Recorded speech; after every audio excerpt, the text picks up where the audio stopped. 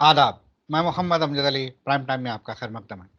नाज़रीन किराम, हुकूमत हिंद की जानिब से इस साल आज़ादी का अमृत महोत्सव मनाया गया। अमृत आब हयात को कहते हैं, बहुत अच्छी चीज़ को कहते हैं। तो चूंकि 75 साल मुकम्मिल हुए हैं मुल्क हिंदुस्तान को अंग्रेज़ों से आज़ाद हुए, तो ये पिछला साल जो था वो अमृत महोत्सव के तौर पर मनाने का ऐलान किया गया। यौम आज़ादी के मौके पर आज़म नरेंद्र मोदी साहब ने औरतों के हुकूक और उनके तहफ़्फ़ुज़ के ताल्लुक से बहुत बड़ा बयान दिया। उसी दिन गुजरात की हुकूमत की जानिब से अमृत महोत्सव के मौके पर तासुब का ज़हर घोला गया सोसाइटी में। 2002 के जो है हौलनाक वाक़यात, जो कम्युनल राइट्स हुए थे, जिसमें कई ख़ानदान मुतासिर हुए, ख़ानदानों के ख़ानदान फना हो गए, घर फना हो गए, तिजारतें फना हो गई।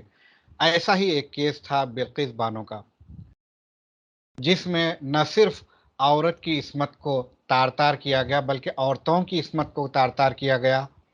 माँ के सामने बेटी, बेटी के सामने माँ, फिर उनके मर्दों को जो है शहीद किया गया। इतने घिनौने जराइम के मुर्तकिब सो कॉल्ड संस्कारी गुंडों को यौम आज़ादी के मौके पर गुजरात हुकूमत ने आज़ाद किया जेल से, जिसके साथ ही हिंदुस्तान के तमाम बाशऊर लोग, न सिर्फ मुसलमान बल्कि तमाम मज़ाहिब से, तमाम जो है अक़ायद से ताल्लुक़ रखने वाले बाशऊर, बाज़मीर और बाइज़्ज़त लोग शर्मसार हुए और गमगीन हुए। क्या ऐसा होना चाहिए था? और फिर अब ऐसा हुआ है, तो समाज की क्या ज़िम्मेदारी बनती है? इस बारे में गौर करना बहुत ज़रूरी है। लोग कर भी रहे हैं। ऐसी ही एक समाजी जहदकार ख़ातून हैदराबाद की मशहूर और मारूफ़ खालिदा परवीन साहिबा, जो कि इस केस में डायरेक्ट दिलचस्पी ले रही हैं। तो मैं खालिदा परवीन साहिबा से आज बात करूँगा और जानने की कोशिश करूँगा कि इस केस में क्या पेशरफ्त हो रही है। खालिदा परवीन साहिबा, आपका बीबीएन चैनल पर खैर मकदम है। जी, शुक्रिया, अस्सलाम वालेकुम वरहमतुल्लाहि वबरकातुहू। वालेकुम अस्सलाम। ये जब से आपने सुना है कि बिल्किस बानो और उनके ख़ानदान के गुनहगारों को रिमिशन के नाम पर जेल से रिहा किया गया है, न सिर्फ रिहा किया गया है, बल्कि वो बेशर्म लोगों ने उनकी गुलपोशी भी की है और मिठाई तक़सीम की है। और जो मिठाई तक़सीम कर रहा है, वो सबसे बड़ा बेशर्म कैमरे की तरफ देखकर बड़े फ़ख्र से ये काम अंजाम दे रहा है। ये सारे मंज़र को आप किस तरह से देखती हैं? जी। काफ़ी टाइम भी हो गया। आपने ये बात छेड़ी है दोबारा। 15 अगस्त के दिन, बल्कि उससे पहले 1-2 दिन पहले भी अगर फ्लैशबैक में जाते हैं, तो हर जगह पोस्टर्स, हर जगह जो ऐड चल रहा था आज़ादी के अमृत महोत्सव में, घर-घर तिरंगा का जो सेलिब्रेशन होना चाहिए। तो फिर मैं ठीक है, 75 ईयर्स हो गया तो आज़ादी का अमृत महोत्सव प्राइम मिनिस्टर साहब बोल रहे हैं सेलिब्रेट करना है। तो सभी लोग का अंदर दिलचस्पी थी और देख रहे हैं कि मज़ार में मुख्तलिफ एज ग्रुप वाले जाके तिरंगा ला रहे हैं, कुछ लोग बाँट रहे हैं। गवर्नमेंट की तरफ से भी कुछ कुछ लोगों से कुछ इलाके में बाँटने लगाए थे। तो मैं सोच रही थी, जब मैं अपने बचपन में याद करती हूँ तो स्कूल में, कॉलेज लेवल में तक जो है हमारा ये रहा कि कॉलेज में फ्लैग होस्ट हुआ करता था और हम सभी टाइम पे जाते थे और उसके बाद में झंडा वंदनम होने के बाद वहाँ से हम फ्लैग होस्ट के बाद हम लोग स्वीट वगैरह ले लेके अपने घरों को आ जाते थे और बड़ा अच्छा लगता था। पूरा दिन छुट्टी भी थी, बहरहाल सेलिब्रेशन भी होता था। उस तरह के सेलिब्रेशन हमने देखा था और अभी कल तक भी लास्ट अगस्त तक भी देखे। लेकिन इस दफ़ा हर घर पे तिरंगा रहना है, तो ये मुझे कुछ अजीब सा लगा। ठीक है, अच्छी बात है, अपने देश का झंडा है, हर हर घर के ऊपर रहने में हमको क्या प्रॉब्लम हो सकता है। तो बहरहाल हमारे घर के बच्चे ने भी तकाज़ा किया, हमारे घर पे भी झंडा लगाएँगे। तो हमारे हमारे बच्चों के ज़रिए हम भी दे दिए थे, क्योंकि हमारे पास भी झंडा कोई ला के दे दिए थे, तो हमने भी बच्चों को कहा लगा दो, फिर हम भी उसको देख के बहुत खुश हो गए थे। लेकिन ये नहीं समझ में आया था 15 अगस्त के दिन जो दोपहर में जो न्यूज़ रिलीज़ हुई, न्यूज़ आया बुलेटिन पे कि 11 लोग बिल्किस बानो के कन्विक्टेड रेप क्रिमिनल्स, कन्विक्टेड, वो लोगों को आज़ादी दी गई। तो मैं सोच में पड़ गई, क्या इसी का सेलिब्रेशन तो सबसे पूरा इंडिया से करवाए थे? क्या इसी के सेलिब्रेशन करवाए हर घर पे झंडा लगा के? सेलिब्रेशन इसी का तो था? ऐसा नेगेटिव सोच मेरे ज़हन में आ रहा था, क्योंकि पूरे लोग, पूरे हिंदुस्तान के हर घर में, हर एज वाले भी उस वक़्त डिफरेंट डिफरेंट एज के लोग, इवन बुजुर्ग लोग भी जो है ना उस वक़्त घरों में झंडा लगा के बड़े खुश हो रहे थे, सेलिब्रेट किए थे। तो ये 11 क्रिमिनल्स को जेल से बाहर रिहा करने की खुशी में हम सबके घरों पे झंडा लगाए थे। ये मुझे बहुत तकलीफ हुई, और मुझे जी। यकीन मानिए अपने आप को सेटल करने के लिए, मतलब जैसे 11 कन्विक्टेड क्रिमिनल्स बाहर आ गए, ये रेप क्रिमिनल्स, तो उसका गुस्सा और तकलीफ जो बिल्किस बानो को लेकर जो मेरे अंदर था, मोर देन 24 आवर्स लगा सेटल डाउन होने के लिए। जी, ना मैंने बिल्कुल। सोशल मीडिया में कोई चीज़ पोस्ट की, ना किसी से कुछ ज़्यादा गुफ्तगू की, ना फ़ोन पे बात करी, क्योंकि मैं अपना उस इमोशंस को कंट्रोल करना चाह रही थी, क्योंकि मैं अपनी हुँ। ज़ुबान खराब नहीं करना चाह रही थी। तो चुनांचे 24 मैं आवर्स उसी दिन आपसे बात करना चाह रहा था, मगर आपका मैसेज देख लिया मैं कि आप सही फ्रेम ऑफ माइंड में नहीं है, इसीलिए मैं जो है इस बात को पोस्टपोन जी, किया। तो जी, बिल्कुल। बिल्कुल, बिल्कुल, मेरे को मोर देन 24 आवर्स लगा था। हुँ, हालाँकि मैं अपने अपने ज़ाती मसले में भी कभी-कभी इंसान उलझता है, लेकिन इतना टाइम नहीं लेती। लेकिन जी, उस 15 अगस्त के दिन से 16 अगस्त दिन पूरा टू मोर देन 24 आवर्स मुझे सेटल होने के लिए लगा। उसके हुँ, बाद मेरे दिल में बहुत शिद्दत से एक चीज़ महसूस करने लगी कि मुझे जाके बिल्किस बानो को गले लगना है। ये चाहत मेरे दिल में आई थी, पता नहीं वो मिलने से उनको इंसाफ मिल जाएगा, उनका दुःख दूर हो जाएगा, या कुछ उनको कुछ कर पाएँगे, ऐसा कुछ नहीं था। बस एक एक ख़्वाहिश आ गई थी कि मैं बिल्किस बानो को जाके गले लगूँ और मैं बताऊँ कि मेरा दुःख कितना है। जी, फिर बाद में मैं उसके लिए कोशिश करी, उसके बाद फिर मैं चले गई थी वहाँ पर। हुँ। ख़ैर वो एक अलग हालाँकि एपिसोड, जी, वो एक अलग है, उसको कंटिन्यू करती। लेकिन अब 1.5 दिन के बाद में सेटल होने के बाद कि मोदी जी के वो स्लोगन मुझे गलत लगने लगे, आज भी गलत लगता है, लगते रहेगा अभी। क्या स्लोगन? बेटी बचाओ, बेटी पढ़ाओ। गोया ये स्लोगन नहीं है, मुझे तो धमकी लगी थी अब तो। अब धमकी लगने लगी है इसलिए कि इसको ऐसा समझने लगी मैं, बेटी बचा के तो देखो, बेटी पढ़ा के तो देखो हम क्या करेंगे। हुँ, ये हुँ, क्या धमकी है, ये तो स्लोगन नहीं है। हमने हुँ, तो स्लोगन समझा था, लेकिन अब ना बेटी को बचा सक रहे, ना बच्चे की बेटी को पढ़ा सक रहे हैं हम लोग, कि जो आए दिन वाकया था, आए दिन कितने डेली हम न्यूज़पेपर देखें, डेली न्यूज़ चैनल खोलें, किसी न किसी जगह पे डिफरेंट एज के बच्चियों के साथ रेप होना, मर्डर होना, उनका सेक्सुअल असल्ट होना, ये क्या हो क्या रहा इंडिया के अंदर। जी, फिर मेरे अंदर ये होने लगा कि आज ये 11 कन्विक्टेड, क्योंकि अक्सर ये होता था कि माँगते थे छोटे बच्चों के साथ, जब बड़े बड़े उम्र के लोग रेप कर देते थे और वो उनका ट्रायल चलता था, तो अब हम उनको एक्यूज़ कहते हैं, लेकिन कोई क्रिमिनल नहीं कह सकते, क्योंकि जब तक हुँ, साबित नहीं होगा। ये तो हुँ। साबित हुआ था। ये तो ये तो सज़ा इसलिए क्या, याफ़्ता हैं बाकायदा। बिल्कुल, बिल्कुल बाज़ाब्ता ये लोग एक उसको एक बोले कि हाँ, हमने किया, हुँ, कन्विक्टेड थे। तो ऐसे लोगों को जब 11 लोगों को एक साथ छोड़ दिए, हुँ, तो मुझे लगा कि इसके बाद अगर ये दोबारा वापस नहीं जाएँगे जेल को, इनको वापस नहीं भी पहुँचा जाएगा, तो ऐसा ये वक़्त आएगा अनक़रीब में कि किसी के घर के कोई बेटी के साथ, कोई बहन के साथ, किसी बीवी के साथ ना अनहोनी कोई वाक़या अगर हुआ, उस घर के मर्द लोग अगर पुलिस स्टेशन में जाके केस दर्ज करेंगे, तो पुलिस वाले ये बोलेंगे, "अरे 11 कन्विक्टेड रेप क्रिमिनल्स को छोड़ दिया गया एक अरसे के बाद, तो अब तुम क्या लेके बैठे?" वो भी चुप जाएँगे, खामोशी से घर में बैठ के कॉम्प्रोमाइज़ कर लो। जी, ये आएगा दिन, ये हुँ, सोच के मुझे तकलीफ हुई। आज मैंने कहा अब नहीं होने देंगे ये हम काम। जी, फिर हम मेरे जैसे और भी लोग हैं, ऐसा नहीं कि मैं अकेली हूँ, बहुत से ऐसे लोग हैं, हम लोग कनेक्ट हुए। क्योंकि आजकल कम्युनिकेशन ईज़ी हो गया, व्हाट्सएप है, फ़ोन है, फलाना है, हम लोग कनेक्ट हुए। फिर हमने जो है ना नेशनल कॉल दिए थे प्रोटेस्ट के लिए। हुँ, हम कुछ लोग मिलकर नेशनल कॉल दिए थे। सब हम लोग लोकल भी प्रोटेस्ट किए हैं, नेशनल वाइड भी प्रोटेस्ट करने का अभी भी प्रोटेस्ट चल रहा है। ये सैटरडे के दिन महबूब नगर में है। जी। जय। कोई जिम्मेदारान से आपने नुमाइंदगी की है इस सिलसिले में वापस इनको जेल वो भेजने के लिए?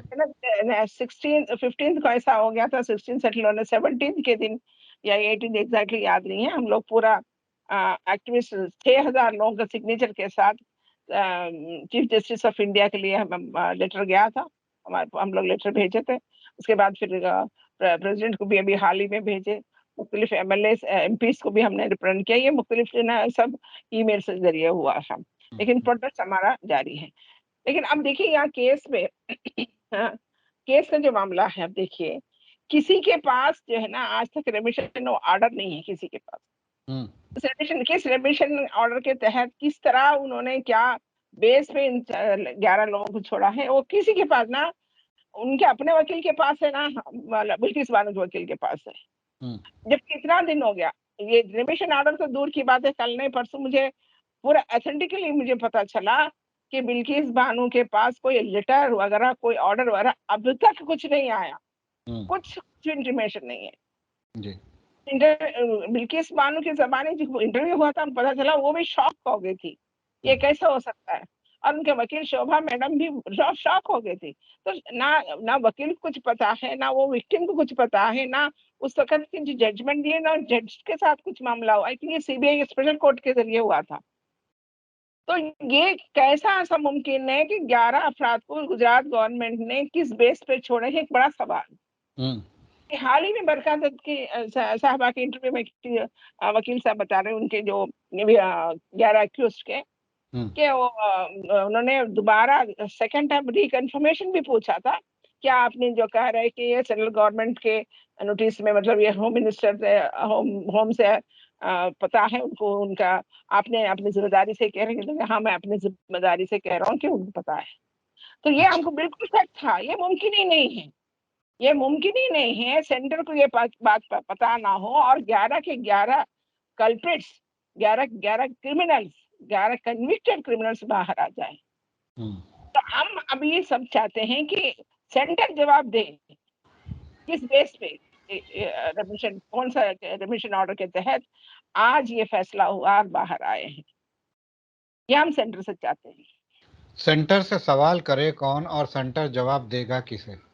सेंटर से सवाल तो पूछने वाले हमारे जैसे लोग तो सवाल करेंगे, लेकिन जवाब नहीं आएगा, हमको पता है ये, जी। क्योंकि उनको पता है, उनको ये मालूम है कि हमको जवाब देना नहीं है, जवाब देना नहीं है। और हमारे जैसे लोग तो जवाब देंगे तो हमको तो कोई खेत का कोई कोई वो कंसिडर ही नहीं करेंगे, लेकिन हम तो करेंगे, जवाब सवाल करेंगे जी। और ये जो लड़ाई है अभी खत्म नहीं थी, अभी तो शुरू हुई है। अब ये लीगल फाइट है, लीगल फाइट है, ग्राउंड तैयार हो गया, तैयार हो रहा है, लीगली स्ट्रांग लड़ेंगे केस जबरदस्त इंशाल्लाह। सबसे पहले तो मैं ये जानना चाहूंगा इस मामले में, रेमिशन ऑर्डर्स नहीं है मगर रमेश कैदी बाहर है, तो क्या ये इलीगल काम हुआ है? नहीं, ये उनके पास तो उनके हिसाब से तो लीगल हुआ है, लेकिन ठीक है, आप जिसको लीगल समझ रहे हैं, लीगल बता के जो आप जिस ग्राउंड पे इन लोगों को छोड़ रहे हैं, फिर वो जो फ्रेमवर्क जो आपने किया, जो जो जिस बुनियाद पे आपने इनको छोड़ा है, उसका इंटीमेशन तो होना चाहिए ना उस वकील को, उस विक्टिम को और उनके और अपोजिशन जो है वो उनके वकील को होना चाहिए। किसी के पास रेमिशन ऑर्डर नहीं है, किसी के पास ऑर्डर नहीं है, तो कैसा ये गवर्नमेंट ने कैसा कर दिया ये? जी। अच्छा, छोड़ना रिहा करना एक बात है, और उनकी तकरीम करना, उनको फूल पिलाना, मिठाई खिलाना, इसको आप कैसे देखते हैं? जो कि संस्कारी कह रहे हैं, और वो ऐसे जो है भूखे भेड़िए, बदकार बदकिरदार, अपनी पड़ोस की लड़की जो चाचा चाचा कहती थी, भैया कहती थी, ऐसी मासूम बच्ची के साथ आप न सिर्फ एक बार बल्कि रिपीटेडली ये गंदा काम कर रहे हैं, तो ये कैसे इज्जत के काबिल हो सकते हैं जिंदगी भर? देखिए ना, थोड़ी देर के लिए हम थोड़ी देर की क्या, बल्कि जब भी याद आता है हम सबके दिल में नफरत नफरत जैसे अमल किया उन लोग। कोई भी इंसान जिसके दिल में इंसानियत है कि वो सभी लोग इस अमल को नफरत करते हैं, कोई भी इसको इज्जत की नजर से नहीं देखते, कि चाहे मुल्क के पूरे दुनिया के अंदर किसी भी कोने में हो, किसी भी कोने में हो। लेकिन इस अमल को करके स्टेट और गुजरात स्टेट गवर्नमेंट और इंडिया के सेंट्रल गवर्नमेंट ने पूरे दुनिया के सामने पूरे इंडिया को शर्मसार कर दिया। इसकी जिम्मेदारी इंडियन गवर्नमेंट, सेंट्रल गवर्नमेंट पे हो कि इनका क्या जवाब देंगे जब इंटरनेशनल कम्युनिटी इनसे सवाल करेंगी, इंटरनेशनल मीडिया इनसे सवाल करेंगी। इनके पास क्या जवाब हो सकता है कि एक रेप कन्विक्टेड पर्सन को बाहर छोड़ने के बाद उसके इस्तकबाल का इतना बड़ा एहतमाम कि उसको आरती उतारा जा रहा है और उसको मिठाई खिलाया जा रहा है, उसको पैर छुए जा रहा है। फिर दूसरे दिन विश्व हिंदू परिषद वालों ने उनको पुल के हार पहना के उनको हिम्मत अफजाई करे, जैसा कि इन्होंने बड़ा मेडल जीत के आए हो इंडिया के लिए।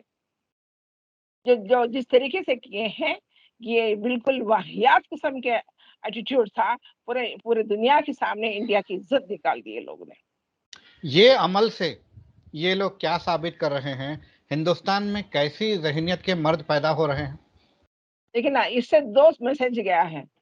एक तो ये मैसेज गया है कि जो भी अंडर प्रिविलेज लोग होते हैं, अंडर प्रिविलेज वालों के लिए वाले अगर अच्छा केस फाइल करो, उनके ऊपर कुछ जुर्म जाति का केस फाइल करो, जीत भी जाओ, फिर भी जीत को भी हम हार में तब्दील कर देंगे क्योंकि हमारे पास पावर है।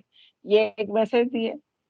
दूसरे मैसेज क्या है, उनके पार्टी के साथ रहने वाले, जो रूलिंग गवर्नमेंट की पार्टी के साथ जो रहने वाले होते हैं, उनके लिए हिम्मत अफजाई। देखो, तुम चाहे मर्डर करो, रेप करो, गैंग रेप करो, कुछ भी करो, इंसानियत को तुम बर्बाद कर दो, लेकिन हम तुम्हारे पीछे है, तुमको छुड़ा के लेके आएंगे, तुमको पूरे हार पिलाएंगे, मिठाई खिलाएंगे, तुम जो ना संस्कारी तुमको घोषित करेंगे। ये इन्होंने ये साबित किया है।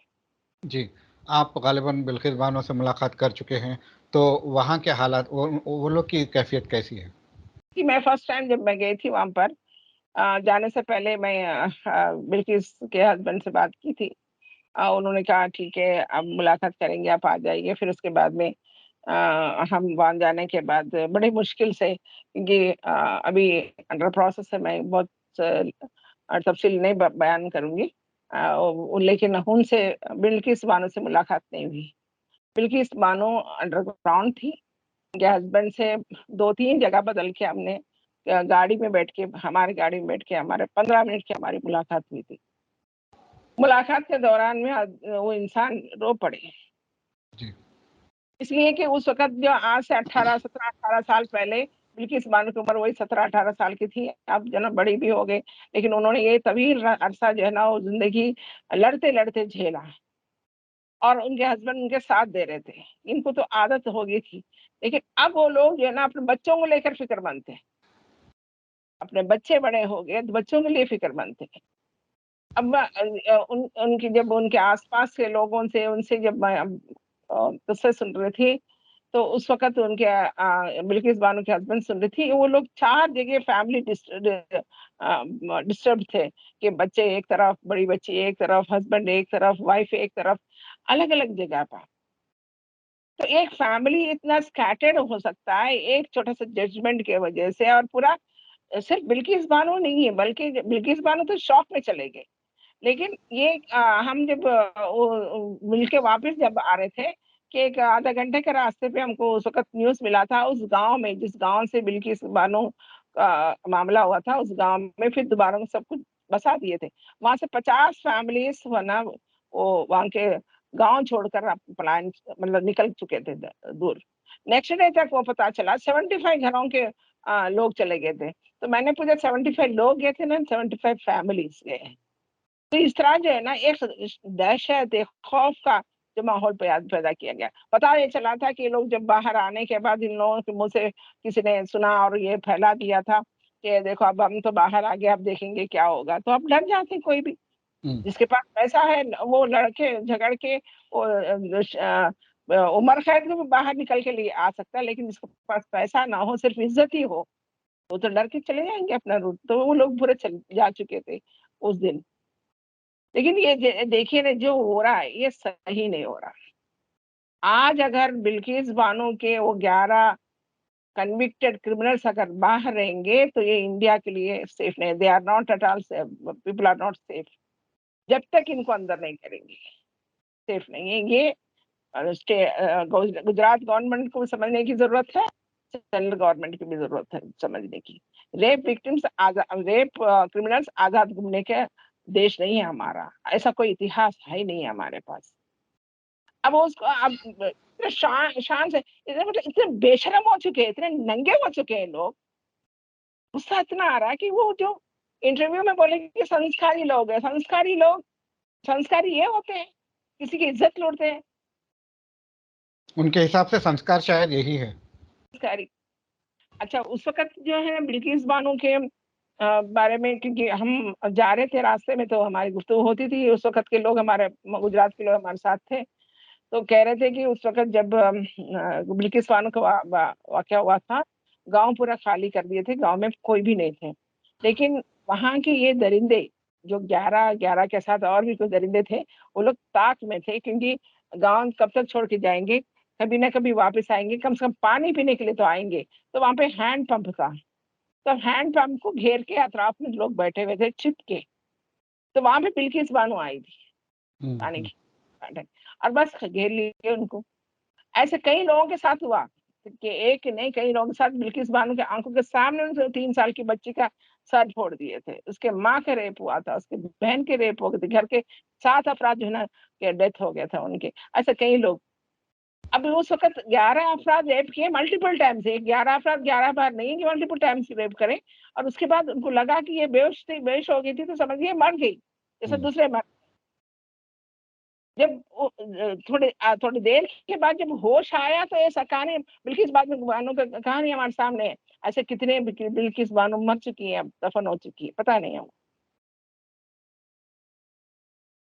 तो ये जो इतने जरूरत के साथ लड़ाई लड़ रही थी, लड़की जीती थी, उस लड़ाई को नाकामी की तरफ लेके जाने की जो ये लोगों की कोशिश है कि हमको अब ये लड़ाई सिर्फ बिल्किस बानो का नहीं है, इस देश के हर एक इज्जतदार शख्स, respective caste, creed and gender, सबकी लड़ाई है। बिल्कुल बिल्कुल। लड़ना चाहिए हमको, और हम लीगल फाइट स्ट्रॉन्ग करना चाहिए, क्योंकि लास्ट ऑप्शन तो वही है। उसके अलावा हम तो गुंडागर्दी नहीं कर सकते, करना भी नहीं है। हमारे कंट्री में हमारा ऐसा कोई कानून नहीं है, कानून का हाथ में लेने वाले नहीं है।